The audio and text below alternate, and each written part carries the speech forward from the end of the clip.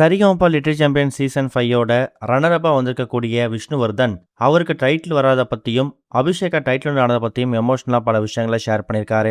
Sa Re Ga Ma Pa little champion season 5க்கான title win பண்ணது மூலயமா அபிஷேகாவுக்கு ₹1 கோடி மதிப்பு இருக்கக்கூடிய வீட்டை பரிசா கொடுத்திருக்காங்க. ரன்னர் அப் அதாவது செகண்ட் பிளேஸ் வந்திருக்கக்கூடிய விஷ்ணுவுக்கு 10 லட்சமும், தேர்ட் பிளேஸ் வந்திருக்கக்கூடிய தன்விக்கு 3 லட்சம் பரிசு வகை கொடுத்திருக்காங்க.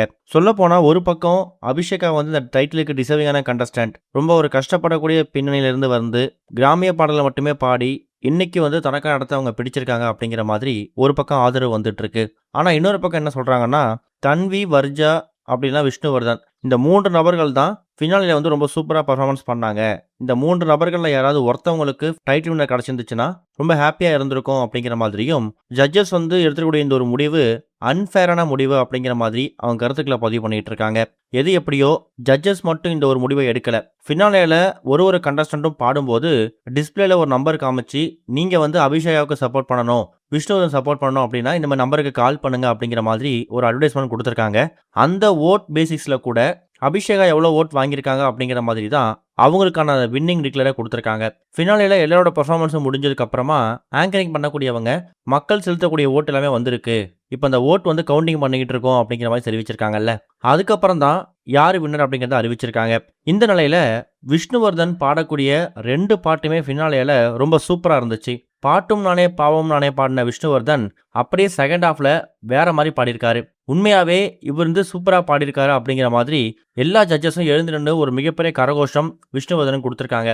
2 ரவுண்ட்லயுமே ரொம்ப சூப்பரா பாடினதால கண்டிப்பா விஷ்ணு தான் டைட்டில் வின் பண்ணுவார்னு எதிர்பார்த்துட்டு இருந்தாங்க. ஆனா அங்க அவருக்கு செகண்ட் பிளேஸ் தான் கிடைச்சிருக்கு.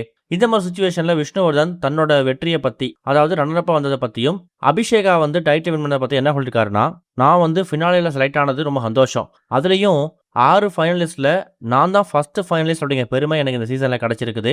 அதுவே பெரிய பாக்கியம் தான். ஃபினாலே ஸ்டேஜில் ஏறின எல்லாருமே என்னை பொறுத்த வரைக்கும் வெற்றியாளர்கள் தான். எனக்கு டைட்டில் கிடைச்சது கிடைக்கல அது 2வது விஷயம்.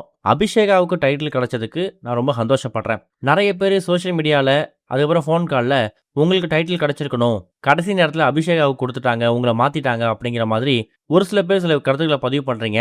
அது எல்லாமே என் மேலே வச்சிருக்கக்கூடிய அன்பால் நீங்கள் பண்ணக்கூடிய கருத்துக்கள் தான். அதை நான் மதிக்கிறேன். இருந்தாலும் ஜட்ஜஸும் மக்களும் ஒரு சேர முடிவெடுத்து அபிஷேகாவை டைட்டில் வின்னரா அறிவிச்சிருக்காங்க.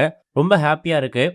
அபிஷேகா ஒருவேளை ஃபினாலேவுக்கு வராமல் இருந்திருந்தாங்கன்னா கண்டிப்பாக நானோ, தன்வியோ, இல்லை வர்ஜாவோ இந்த 3 நபரில் யாராவது டைட்டில் வின் பண்ணியிருக்கலாம். இருந்தாலும் பரவாயில்ல, அபிஷேகா வின் பண்ணது ரொம்ப சந்தோஷமாக இருக்குது. அவங்க வின் பண்ணதுக்கு நாங்கள் எப்படி சந்தோஷப்படுறோமோ அதே மாதிரி நாங்கள் வின் பண்ணியிருந்தா கண்டிப்பாக அபிஷேகாவும் ஹாப்பியாக இருந்திருப்பாங்க. மற்றபடி எனக்கு பதிலாக அவங்கள சூஸ் பண்ணிட்டாங்க அப்படிங்கிற விஷயத்தில் நம்பாதீங்க அப்படிங்கிற மாதிரி விஷ்ணுவர்தன் இப்போ அவர் தரப்பில் விளக்கம் கொடுத்துருக்காரு. இது வரைக்கும் கனெக்டிங் டிவிக்கு சப்ஸ்கிரைப் பண்ணனா மறக்காமல் சப்ஸ்கிரைப் பண்ணிக்கங்க. உடனடி அப்டேட்ஸ் பெறுவதற்கு நோட்டிஃபிகேஷன் பெல்லையும் கிளிக் பண்ணிக்கங்க.